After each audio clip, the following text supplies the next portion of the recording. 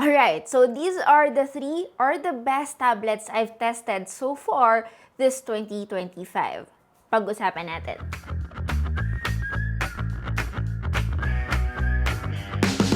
Okay, when it comes to tablet, alam kong medyo marami akong utang sa inyo dahil hindi ako masyadong nagre-review ng tablets the past few months. Unlike before na talagang every time there is a new iPad from Apple or even from Xiaomi or from Samsung, talagang meron tayong nilalabas. Pero kasi alam nyo, with how many and how fast tech gadgets are coming out lately, ang hirap i-cover lahat.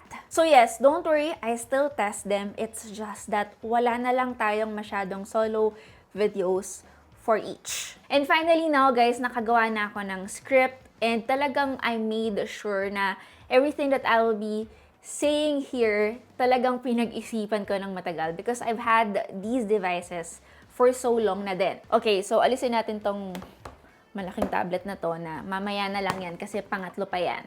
So yes, let's start with Apple tablets or yung mga iPad. When it comes to iPads, I would say top-notch talaga sila when it comes to the availability of applications. Sobrang dali rin gamitin ng operating system nila, tapos yung hardware rin nila talaga namang maganda. Kung bibilangin ko nga, parang halos 8 years na tayo nagre-review ng tablets ng Apple and I would say very intimately familiar na ako with their gadgets. Unahin na natin itong iPad A16, which is their cheapest tablet na pinaka-latest, I would say, since this came out early 2025. From beyond the box, yung pinaka-based, which is 128 gig, it's 26,990 pesos. And then down to the cheapest one na meron tayo from Apple flagship store, which retail for 18,990 pesos. This is right now guys kasi madalas nagbabago-bago yung presyo nila sa mga e-commerce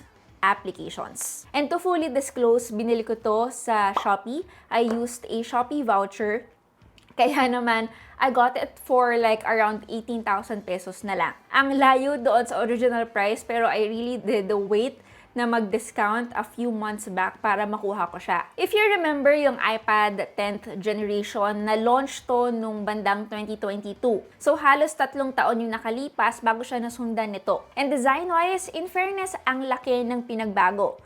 Mukha nga siyang iPad Air kung tutusin. And again, entry-level iPad nila to. And even though entry-level iPad lang nila to, yung design, in fairness naman, they were able to make it modern. Tinanggal nila yung home button, tapos kahit papano, nilagyan din nila ng Touch ID. Uniform na rin ang bezel niya, which looks really good. Again, matching the look of the iPad Air. Kaya ito isa sa mga top choices I can recommend. Bukod sa magandang pricing niya, yung availability niya, yung design niya. Ang ganda ng color options na meron siya, which are, again, etong meron ako, yellow, meron ding pink, meron ding blue, and of course, silver. Exactly the same set of colors from 2022, if I'm not mistaken, pero mas matingkad lang at mas, I guess, contrasty yung colors. And then, in terms of screen size, isa lang yung choice nyo, which is 11-inch, unlike the Pro and the Air na dalawa na yung choices. It's a liquid retina display, or in short, LCD display lang po yung meron siya. And it's not like they're not using this with their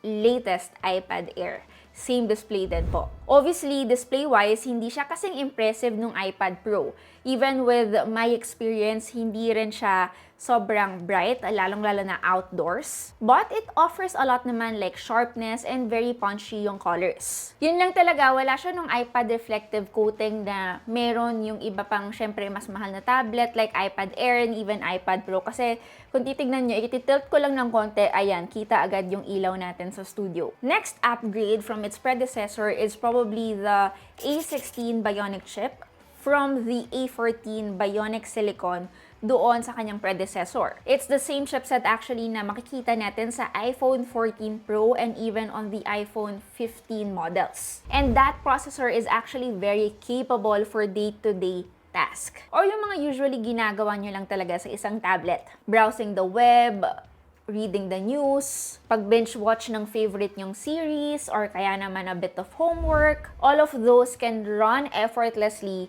with this tablet. But again, don't expect that this tablet can run your AAA games. Again, hindi po siya kasing powerful ng iPad Air na merong M3 chip or even iPad Pro na merong M4 chip. Just always keep the expectations to a minimum, lalong-lalo na doon sa nilabas niyong pera. Siguro ang magiging issue lang ng iilan dito is the lack of Apple intelligence. Personally, hindi ko to hinanap sa kanya. Siguro kasi present naman yung AI or Apple Intelligence on my iPhone 16 Pro. And it's not like sobrang reliable din naman ang Apple Intelligence. I would say hindi ako masaya, at least until now, sa experience ko sa kanya. Para sa akin, medyo left behind pa rin siya with how Google is doing it. Pero hopefully, maka-keep up na siya. And alam nyo na, at least worth looking for na siya kapag may mga ganitong gadget na wala nga nun. Again, I don't think you'll miss a thing if ever you get this despite not having AI. Anyway, on to the next tablet, which is probably no regrets until now. This is the iPad mini. Ito yung 7th generation. Hindi po siya sobrang latest dahil hindi naman siya lumabas ng 2025. Pero in terms of the iPad mini lineup, latest siya. Okay? 2024, nilalangaw tayo. To be exact, 2024 siyang lumabas.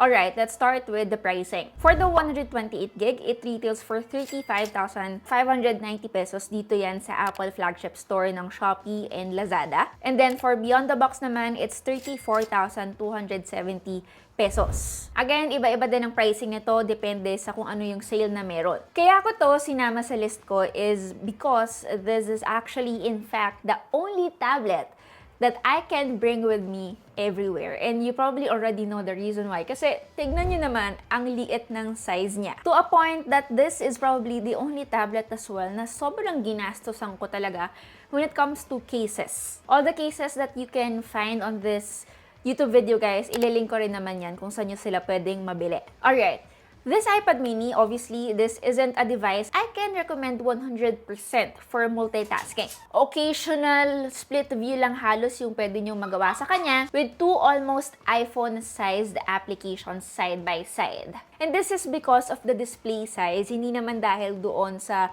processor or chipset na meron siya. And speaking of that, this tablet comes with an A17 Pro chip, which is the same chipset found on the iPhone 15 Pro and even Pro Max. So definitely a bit more powerful compared to the previous tablet na pinag-usapan natin, which is the entry-level tablet from Apple. But syempre, may compromise lang because it's a smaller display. But then again, that is the reason why you got it, right? Although in terms of pricing, medyo alanganin siyang i-recommend kasi I would say it is on the pricier side. Alam niyo naman ngayon, mahirap magbenta sa tao ng may maliit na screen tapos medyo mataas pa yung presyo. Kahit nasabihin pa natin na mas better yung chip inside niyan, mas maganda yung storage, mas maganda yung ganito, minsan walang epekto. I know naman na when it comes to screen size, madalas yung mga tao, they equate it to pricing. The smaller the screen size, dapat the cheaper. The bigger the screen size, dapat then the more expensive. And out of all the tablets din siguro na I can recommend, or dito sa tatlong to, ito yung pinakagamit na gamit ko nga because again of the screen size, kasya siya sa mga bag ko so syempre dadalin ko na. It's also the fact that it can fit game controller. Okay, now wala akong game controller, pero I've seen some of my tech friends na nilalagyan siya ng game controller. Amazed na amazed ako doon kasi sabi ko, o nga no, para siyang malaking Nintendo Switch. Tapos, ang powerful pa nung chip na meron siya, kaya rin siguro ang benta-benta niya sa mga gamers. When it comes to accessories, yung pencil na pwede dito ay yung Pencil Pro lang. Di ko alam kung bakit, pero yung mga tablet ng Apple may limitations when it comes to the accessories you have to use with it. Tapos dito naman sa isang iPad na entry level, hindi naman pwede yung ganong pencil. Kailangan kunin mo yung pencil na merong USB-C port. To be honest, ang dami ng pencil kahit hindi ka sa Apple bumili na pwedeng gamitin sa mga tablet na to. So yes, hindi naman sobrang required na kailangan sa Apple ka bibili ng accessories niya. Kasi itong iPad mini guys, wala siya obviously na keyboard na available sa kanya, pero yung ibang tablets ng Apple which is Air, Pro, and even this tablet, pwede kayong bumili sa kanila. Yun nga lang sobrang pricey. I was thinking of getting the keyboard na meron si Apple, kaso ka-presyo niya na halos nito. Nalaman ko parang 16.5 siya. Eto nakuha ko lang ng 18K, so parang sabi ko, hindi ata sulit yon. So, naghanap ako ng ibang option. Tapos, nakita ko pa sa TikTok shop na may ganito na palang keyboard yung iPad mini. Not just the iPad mini, but even for this tablet. Hindi siya sobrang seamless. Kumbaga, hindi siya automatic nagko-connect kasi nga, again, you have to connect it manually via Bluetooth. Not also the nicest material used. 2,000 pesos eh. So, syempre on the medyo budget side siya. But, what's important, it does the job. Natitwist din siya. Ganyan. Tapos, actually, depende on how you wanna use your tablet. Pero I like that it's versatile. Hopefully lang tumagal siya, no? Kasi, kakakaba. Sa mga nakaganito, let me know guys kung gaano nakatagal yung ganito yung keyboard. I guess what makes it very expensive lang is feeling ko yung Apple Intelligence. Kasi nga, again guys, this iPad mini, kahit maliit siya, present ang Apple Intelligence dito. Huwag nyo tong minamaliit. Literally. Which makes sense kasi it has a pro chip eh. So, dapat lang may AI siya, diba?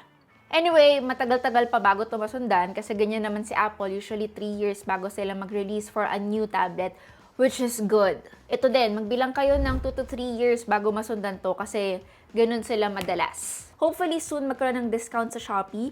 Again guys, when it comes to Apple products, I really suggest na sa mga authorized stores lang tayo bumili para talagang sigurado. If not, pwede namang second hand sa mga marketplace, okay din ang pricing, pero ingat na lang, pwede namang meet up para makasigurado kayo na original yung Apple product na binibili nyo. Alright, so last but not the least, hindi to galing sa Apple. This time, it's from the brand OnePlus. Okay, hindi na bago ang OnePlus na brand sa inyo, pero sa tablet, bago to. Actually, first time ko magre-review ng tablet from them. Halos matagal na rin tong nasa akin. Nadala ko na rin to nung nag-New York kami. So, I really am testing it out.